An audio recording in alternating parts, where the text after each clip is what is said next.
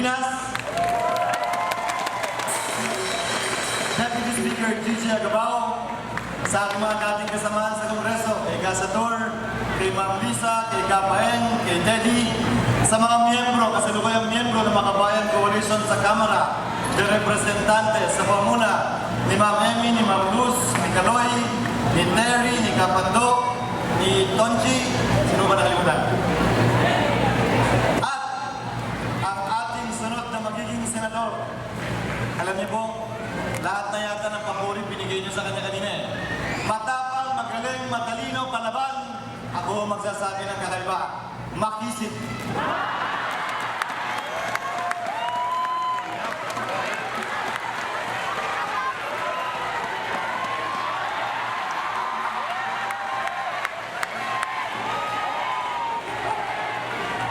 Sa atin pong lahat, isang magandang pinagpala at mapagpalayang hapon.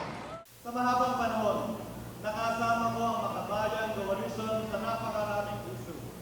Patungkol man sa kalayaan o kasarilan ng bansa, patungkol man sa pagkikipaglaban ng pagkikialam ng mga dayuhan, patungkol man sa pagkikipaglaban patungkol sa ating kalikasan, pagkikipaglaban sa karapatan ng mga inaapi,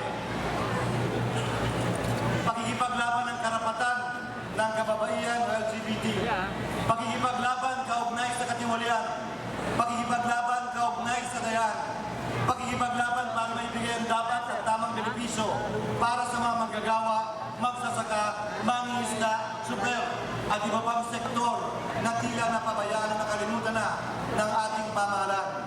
Sa iba't ibang hamon laban ng pagsubok na ito, nakasama ko si Neri at nakita ko ang kanyang paninindigan, tapak at kagustuhang mabago ang nakita niyang pagkakamali sa kanyang kapaligiran.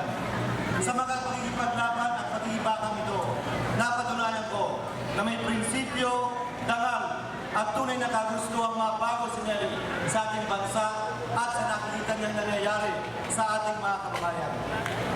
Bago pa man supusan ng pahayag ng kanyang kagustuhang tumakbo sa pagkasenador, nasabi at sinabi ko na po na kinakailangan at mahalaga ang partisipasyon at pagkakaroon ng kinatawan, hindi lamang po ng Makabayan Coalition, pero ng ating mga kababayan sa Senado. Kinatawang magtatanggol sa karapatan nila, kinatawang hindi magsasalita lamang para sa mayayaman at sa mga negosyante, kinatawang magsasalita para sa ordinaryong Pilipino. Ang dalangin ko lang po, sana sa pagpasok ni Neri sa Senado sa 2016, sana hindi na po kami makita ron. Buong tiwala at pagtiwala ko sa Makabayan Coalition na kaya niyong bitbitin, pasanin, dalhin at ika nga ni George kanina, ihatid si Neri sa Senado. Kasama po ninyo ako sa pagtulong at pagtiyak na mararating ni Neri ang ganyang dapat at nais paroonan. Wala man po ako sa tabi niya, tinitiyak ko sa inyong nasa likod o nauuna na ako para tiyakin na ang ganyang dadaanan ay magiging maayos at maganda tungo sa Senado.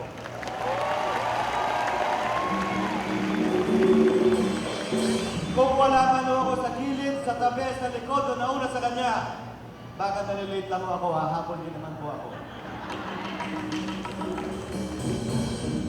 Sa lahat ng bumubok ng Makabayan, karangalan ko pong lumayo sa inyo, makiisa, makasama kayo sa mga nagdaang laban para sa kalayaan at karapatan ng ating mga mamamayan.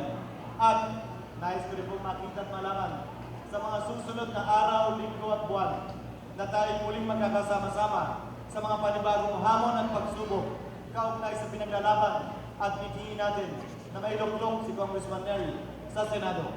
Dalangin ko po na sana magkasama-sama at magkasabay-sabay tayo upang magtatag at magpanday hindi lamang ng isang maunlad at magandang bansa, kundi higit sa lahat, isang mapayapa at makatarungang bansa para sa bawat Pilipino.